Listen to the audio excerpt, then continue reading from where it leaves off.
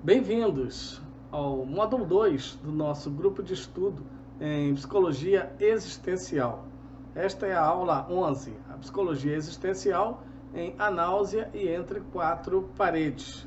Referência à parte de Sartre, psicologia, teatro e literatura. Com esta aula 11, nós iniciamos o segundo módulo do nosso grupo de estudo. Aqui no canal você também encontra as 10 aulas do módulo 1, assista todas elas e depois venha para o módulo 2, porque no final de cada módulo você recebe um certificado. Mas para isto precisa inscrever-se no canal, assistir às aulas semanais e comentar cada aula assistida. Estudaremos hoje o romance A Náusea e a peça teatral Entre Quatro Paredes. E vamos ver o que isso tem a ver com a psicologia existencial. Na página 65 do seu livro A Náusea, Sartre diz que para que o mais banal dos acontecimentos se torne uma aventura, basta narrá-lo. E foi isto que ele fez, tornando uma simples viagem do seu protagonista, de A Náusea, em uma primorosa aventura de autoconhecimento. Este é Jean-Paul Sartre, mundialmente conhecido pela multiplicidade do seu talento, um fora de série em diversas áreas. No âmbito da psicologia, ele apresentou novas epistemologias e quebrou paradigmas, criando a análise existencial, que surgiu como grata surpresa por seu brilhantismo, tanto na densidade da fundamentação, quanto na inovação da sua abordagem do sujeito, com sua identidade, conflitos, e definindo principalmente a angústia como resultante da consciência de liberdade. O mesmo Sartre que disse que o inferno são os outros, também afirmou que sem os outros você simplesmente não consegue ser. Por quê? Nós nos constituímos na dialética da intersubjetividade vivenciada com os outros. Nós nos constituímos assim e Sartre acelerou, como sendo um grande filósofo que ele foi, criador do existencialismo e consagrado como o mais importante pensador do século XX. Por quê? Porque além da solidez do seu pensamento e sua vasta obra, seu nome era conhecido em todas as camadas sociais e culturais. De fato, foi o filósofo mais popular que o mundo conheceu. Além da psicologia e da filosofia, ele se consagrou na literatura e no teatro, sendo considerado um dos mais importantes romancistas da Europa, do século XX. Suas obras são lidas até hoje e divulgadas em todo o mundo. Entre elas, o que nós vamos tratar hoje, que é o seu primeiro romance, A Náusea, que estudaremos agora junto com Entre Quatro Paredes, sua mais famosa peça, realizando então quais são as ligações, verificando as ligações dessas obras com as suas concepções na psicologia. É importante assinalar que em A Náusea, o protagonista, Roquetan, muitas vezes se confunde com o próprio Sartre, sendo fácil identificar isto nos momentos mais reflexivos e momentos contemplativos dele, Roquetan, nos cafés, né? Quando aparece um Sartre com uma série de questionamentos sobre a realidade, com inquietações acerca de tudo que vê ao seu redor. Ao longo do livro, Roquetan é uma espécie de Sartre em crise, buscando sentido nas coisas ao mesmo tempo em que acha que nada faz sentido. Ao longo do livro, ele a certa altura diz assim: tudo é gratuito, este jardim, esta cidade, eu mesmo. E o homem é uma simples coisa que existe, tão importante quanto uma pedra ou uma árvore. A Náusea, publicada em 1938, foi considerado pela crítica e pelo próprio autor um dos mais importantes livros da sua carreira, tendo como protagonista esse intelectual citado, Roquetan, símbolo de uma geração que vivenciava um ambiente de guerra e destruição que pairava sobre todos. E Roquetan se via com muita dificuldade de descobrir algum sentido de vida no meio daquele caos. Eu vejo Roquetan como um alter ego de Sartre. Ele faz e diz coisas que são próprias do Sartre, com muitas de suas manias e sua forma de ver o mundo. No início da história, Roquetan viaja para uma pequena cidade praiana da França, com o propósito de escrever a biografia do diplomata Rolebon, que viveu no século XVIII. Ele queria pesquisar a vida de Rolebon e escrever uma biografia. Mas chegando lá, começou a ter percepções peculiares em relação a tudo, detalhando todas as coisas, prestando atenção em tudo, né? Mas nada para ele, na verdade, possuía um real fundamento e não tinha qualquer sentido. Foi assim que ele começa a narrar a sua experiência com a náusea. O que é então a náusea nesse romance? O que é a náusea que Roquetan sentia a todo momento, em todas as coisas, ali na cidade de Bouville? Roquetan, ao chegar em Bouville e se hospedar, começou a ver que não conseguia compreender suas numerosas percepções com estranhas mudanças na sua relação com tudo, inclusive com objetos.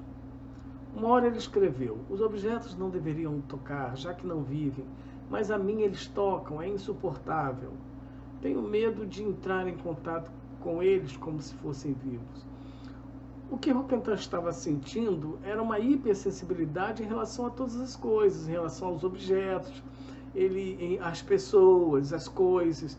Ele olhava tudo com um olhar muito especial de inquietação, numa tentativa de compreender as coisas. Essa experiência, às vezes, as pessoas têm dificuldade de entender o que ele estava sentindo, o que era aquilo. Mas eu posso dar um exemplo. Às vezes, uma pessoa, quando está muito aborrecida, triste, frustrada, decepcionada, ela sai na rua e vê um gatinho, vê uma árvore, vê alguma coisa que não é um ser humano, e às vezes pensa: eu gostaria de ser essa coisa, e começa a viajar naquilo que a coisa é. Uma árvore não sofre decepções porque ela não se relaciona, ela não tem um eu para estabelecer um tu, daí ela não se decepciona nunca. Eram inquietações que Roquetan tinha desse tipo. E essas inquietações ocorriam na transformação das suas sensações. E isto de um modo muito delicado, muito detalhado e, ao mesmo tempo, muito insuportável também. É isto que era a náusea. Talvez você pense: ora, ele estava enlouquecendo. Mas não era tão simples assim. Vamos seguindo esse estudo de náusea para entender.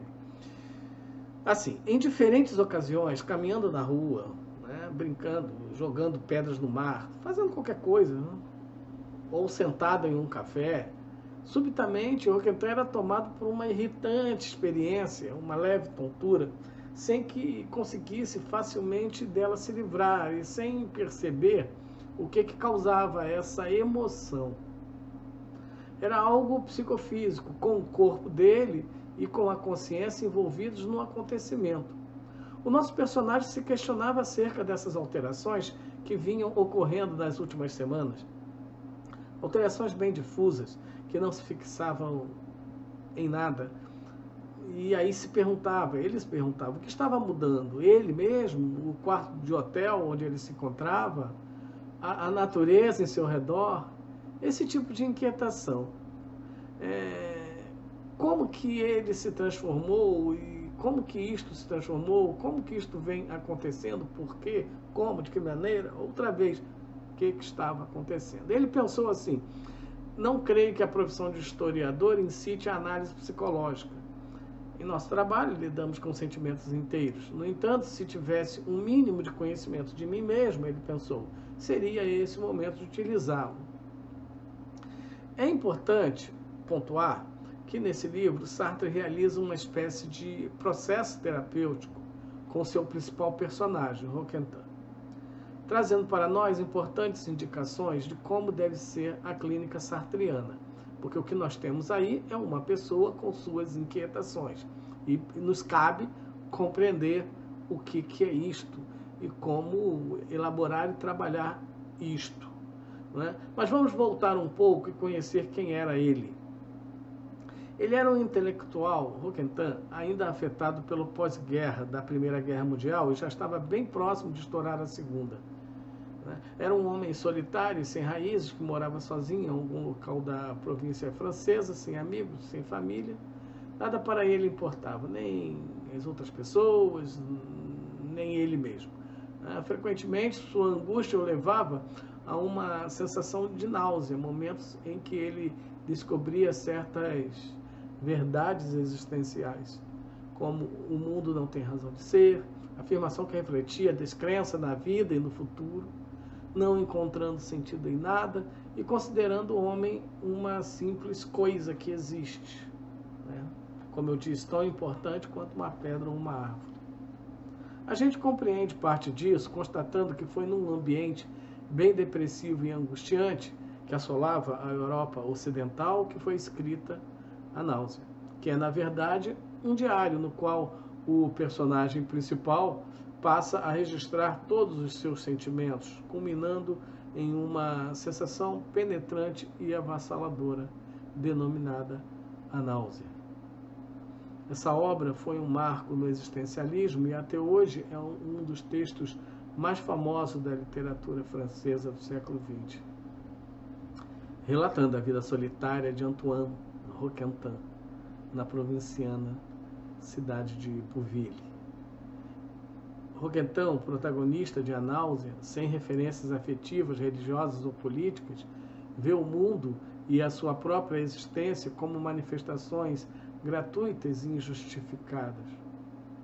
Condenado a ser livre, inquieta-se diante da insignificância do real, sem poder se esquivar desse sentimento de mal-estar. A náusea. As aventuras de Roquentin em Bouville eram marcadas muitas vezes por seus contatos com as pessoas, contatos esses que se evidenciavam mais pelas suas a miúdas e intensas observações à distância do que por qualquer aproximação, embora ocorressem. Ele observava as pessoas e brincava de adivinhar suas vidas, produzindo ideias sobre o que elas queriam, o que pensavam, e narrava tudo isso. Ele também observava atentamente as ruas, as praças, as igrejas, o bordel da cidade e os cafés. E tirava profundas conclusões em todas as suas contemplações. Não pensem que ele evitava as pessoas. Pelo contrário, Roquentin gostava muito de dialogar ricamente com quem ele encontrasse, mesmo que fosse um solitário à toa na praça ou a garçonete da cervejaria onde ele almoçava. Nosso herói fazia amizade com mulheres do bordel daquela pequena cidade e trocava confidências com os garçons dos cafés que frequentava, ou com o concierge do hotel onde ele se hospedava. Definitivamente, estava distante do perfil de alguém alienado. Ele frequentemente narrava os movimentos das pessoas que ele via na rua, quem ia, quem voltava, quem encontrava. Impossível ler A Náusea sem imaginar a todo o tempo a movimentação das pessoas naquela cidade. Também a frequente preocupação social de Sartre aparece quando Roquentin relata, a partir da página 70, a injustiça da execução de uma obra pública, com a prefeitura removendo moradores pobres, energicamente rechaçados para uma área distante, para a construção de um luxuoso complexo comercial. E Roquentin continuava perambulando, observando, perambulando pela cidade, olhava tudo e tentava compreender cada movimento, cada encontro, cada pessoa, cada conversa, estando ele distante ou não. Ele se envolvia em alguns conflitos, julgava cenas e cenários, buscava compreender cada personagem que atravessava seu caminho. Roquentin fora para Bouville descobrir quem foi o Marquês Rolebon. Mas chegando lá se viu em busca de si mesmo, e aqui pensamos da sua aventura um dos principais pilares da teoria de Sartre, o seu conceito de consciência. Porque na página 255, olhando Casas e Jardins de Bouville, Roquentin diz que a consciência existe como uma árvore, e que a consciência é povoada como os pássaros povoam os galhos de uma árvore. Pousam e desaparecem. consciência que se dilui e se dispersa. Na página 193, ele diz que antes via a existência como nada além de uma forma vazia, que em nada podia ser modificada em sua natureza. Uma ideia essencialista totalmente por ele reformada. Tanto assim que, em relação ao conceito de existência, diz na página 260, assim: sei muito bem que não quero fazer nada. Fazer alguma coisa é criar existência. E já há existência suficiente até aqui. Aproximando-se do fim do livro, foi definitivo para ele a experiência quando pegou um bonde sem saber aonde ir. Acontecendo ali durante a viagem a confusão de mil coisas, imagens e movimentos dentro e fora do bonde. Em dado momento, Roquetan fixa o seu olhar em um banco do bonde. E olhando aquele banco, ele começa a pensar que o banco de couro de um bonde é fabricado para uma finalidade e jamais deixará de ser o que é. Conceito de essência, que ele iria retomar mais tarde em Um Ser e o Nada. Subitamente, Roquetan decide sair do bonde. Resolve descer em qualquer lugar, já que não tinha mesmo onde ir. Desceu apressado e sentou-se em um banco de praça, aliviado por ter saído daquele bonde. De repente, ele é tomado por um insight esclarecedor, uma espécie de clarividência, e logo vem uma sensação boa de: agora posso dizer que sei o que me acontece, agora eu sei o que eu desejava saber. Era aquela inquietação se desfazendo, né? E ele continua: a náusea não me abandonou e não creio que me abandone tão cedo. Mas já não estou mais submetido a ela. E finalmente ele diz: não se trata de uma doença. A náusea sou eu. Roquetan pega então um trem e vai embora de Bouville com destino a Paris. Pensa que não alcançou o objetivo de escrever sobre Rollerbon, mas conseguiu muito mais. E se não tem um livro sobre Rollerbon, certamente agora ele tem um livro sobre ele mesmo, em sua aventura, pelo menos sobre a sua aventura de autoconhecimento, que surge no meio de tantos estranhamentos, tentando achar sentido no conjunto das coisas que via no mundo.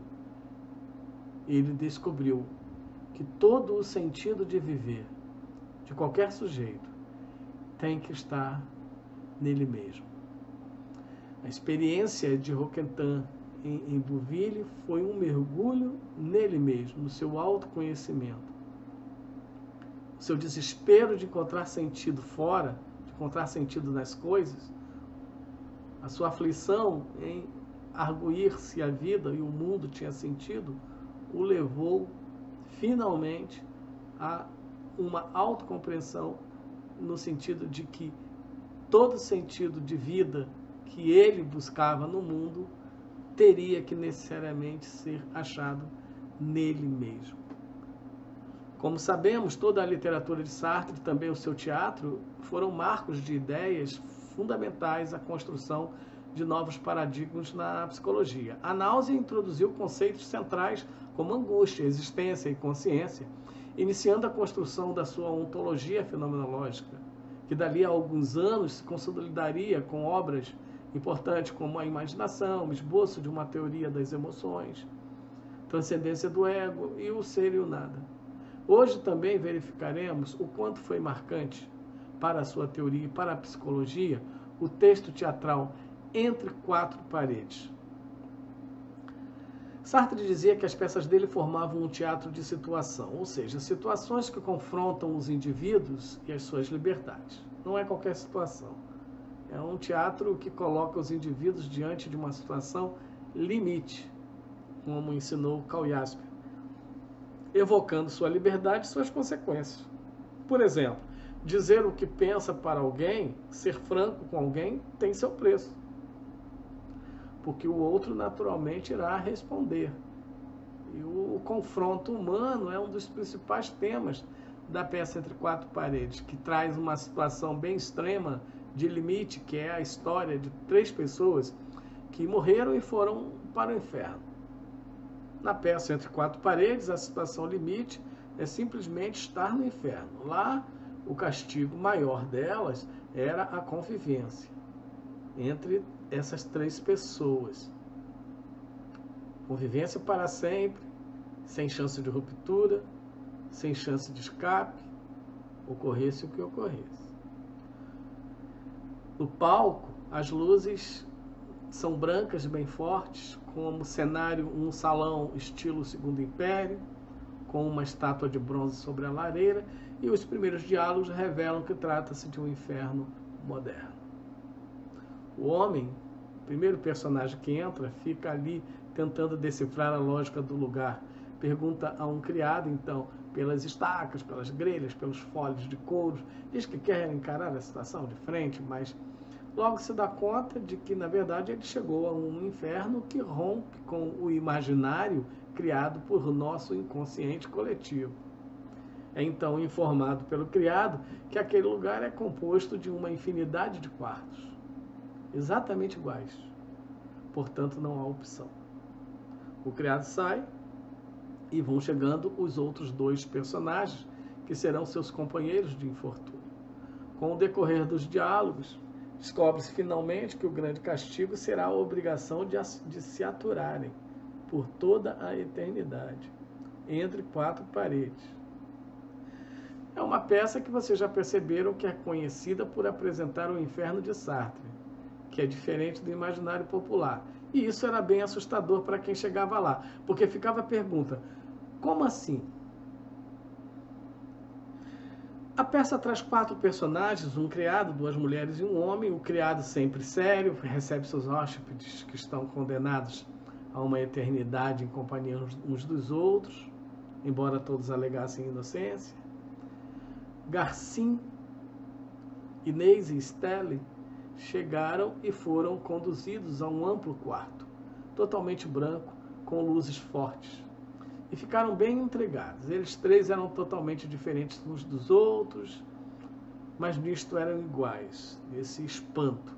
Garcim, um homem de letras, Inês, funcionária dos Correios, e Stelle, uma mulher da alta sociedade. No entanto, ao serem levados para aquele ambiente pelo criado, que era uma espécie de porteiro do inferno, começaram a entender que o inferno seriam eles mesmos. Um seria o inferno do outro, porque a falta da liberdade limitada pelo outro é interpretada como sendo a pena ali, por excelência, daquele inferno. O quarto branco não tinha janelas, a porta estava sempre fechada e eles não podiam sair. Estavam entre 4 paredes. É nessa peça que tem aquela famosa frase de Sartre: o inferno são os outros. Além de não terem espelhos, nem janelas ou portas, a luz não se apagava. Uma reflexão sobre o vazio da vida e a falta de esperança. Enfim, todo o sofrimento era infligido pelos outros, pela incapacidade de fugir ao olhar e julgamento alheios. Imagine, não dormiam nunca, porque estavam mortos. Apenas perambulavam por aquele imenso quarto branco. Eles, no início, tentavam conversar, tentavam se entender, mas os rótulos que tinham em vida sempre se entremeavam aos diálogos. A situação ficava cada vez mais tensa e insuportável no ambiente dramático dessa peça teatral, que vale a pena assistir. A psicologia existencial está nessa peça mostrando que as relações humanas são necessariamente turbulentas em muitos momentos, e mesmo as relações mais criteriosamente escolhidas podem a qualquer momento sofrer alguma crise. Na vida real, em muitas situações, nós podemos evitar, romper, enfim, acessar alguma forma de ruptura com aquilo que nos faz mal, nos aborrece. Mas na peça eles tinham que conviver eternamente com quem lhes perturbava. E esse era o castigo. O mesmo Sartre que disse que o inferno são os outros, também disse que esses outros são indispensáveis à nossa Constituição. Você é um ser no mundo, e o é de modo tão amplo que se torna impossível separar ser imundo. De fato, os outros me constituem, assim como os constituo.